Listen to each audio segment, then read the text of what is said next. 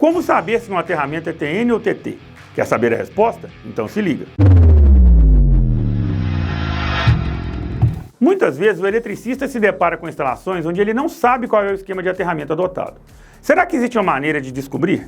Vamos imaginar primeiro a melhor condição, quando existe documentação da instalação e tudo está devidamente registrado. Através do projeto elétrico de uma edificação, é possível verificar todas as informações necessárias, como o tipo de dispositivo de seccionamento usado para proteção contra choque, esquema de ligação de DPS, localização do BEP, dentre outros. O problema é quando não temos documentação ou qualquer outro tipo de informação, e nós sabemos que essa é a realidade da maioria das instalações brasileiras. Se não existe documentação, observar alguns detalhes podem ajudar, como por exemplo o esquema de ligação do DPS. Se for esquema 3 da NBR 5410, aquele onde temos DPS entre fase e neutro e outro entre neutro e terra, é bem provável que o esquema seja TT. Mas cuidado! Se uma instalação não tem documentação, pode ser que o esquema de ligação do DPS não resolva, pois alguém pode ter executado a instalação de forma errada. Pode ser, inclusive, que o esquema de aterramento seja TT, mas o esquema de ligação do DPS seja 2, também realizado de forma errada. Saber se a instalação tem BEP pode ajudar para verificar se nesse ponto existe ou não a conexão do terra com o neutro. Se houver a conexão, temos um TN, e se não houver, temos um TT. Aqui, novamente, todo cuidado é pouco, pois se a instalação já sofreu alterações que não foram documentadas, não temos como garantir que uma conexão de neutro com terra tenha sido feita de forma errada ou em outro local que não seja o BEP. Usar o multímetro em teste de continuidade sonoro para saber se existe conexão ou não entre neutro e terra também pode não ser uma opção muito confiável. Isso porque multímetros podem indicar continuidade mesmo que não exista uma conexão entre esses dois condutores. Com esse procedimento bem simples, eu vou te mostrar que um multímetro na escala de continuidade com a função sonora pode indicar continuidade entre neutro e terra mesmo em um esquema de aterramento TT, onde eu não tenho conexão elétrica entre o aterramento e o neutro. Eu tenho aqui fase neutro da minha alimentação. Se eu conectar esse condutor aqui no neutro, essa lâmpada acende, ela está ligada na fase e aqui eu tenho esse terminal solto, ela acende com certo brilho. Se eu conectar na minha haste de aterramento, ela vai acender também com um brilho um pouco menor, porque eu tenho certa resistência de aterramento.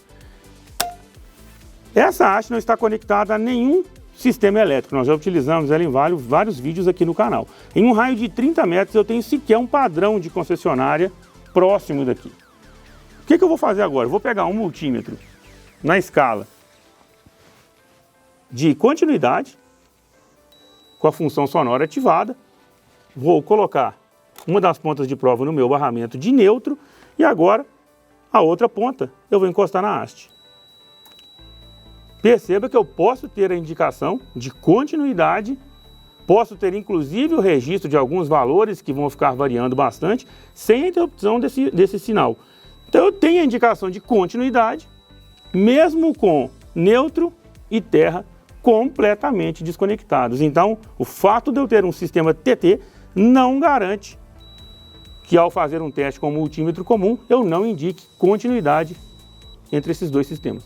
Podemos concluir que se a instalação é muito antiga e precária, ou se não existe documentação e se intervenções não são registradas, a única maneira de certificar qual esquema de aterramento foi adotado seria através de uma inspeção visual detalhada dos condutores de alimentação e aterramento até o QDC. Com a certeza de que não existem conexões diretas ou indiretas entre neutro e terra, o esquema agora pode ser classificado como TT e as ligações de IDR e DPS podem ser analisadas.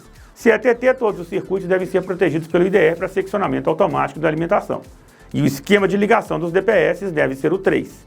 Uma possibilidade de eliminar essa obrigatoriedade é transformar o TT em TN com a conexão entre neutro e terra sendo feita no BEP. Se na inspeção visual for constatada a conexão entre neutro e terra, trata-se de um TN.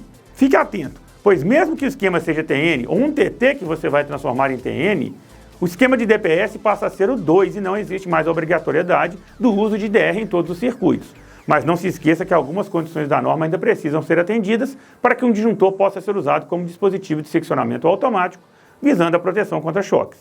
Temos vários vídeos sobre isso aqui no canal. Aproveitamos para fazer mais um alerta. Algumas pessoas testam se o esquema é TT ou TN, fechando o curto entre fase e terra, ou colocando uma lâmpada entre esses dois condutores. Essa prática é perigosa e, caso seja um TT sem IDR, carcaças podem ficar energizadas, expondo pessoas a risco. Então é isso, pessoal. Diante da realidade da maioria das instalações no Brasil, a melhor opção é, sem sombra de dúvidas, a inspeção visual detalhada, pois só ela pode garantir qual esquema de aterramento foi adotado. E mesmo que a instalação tenha documentação, conferir visualmente se tudo está como no projeto garante que você não tenha surpresas com o tipo de esquema de aterramento adotado. Até a próxima!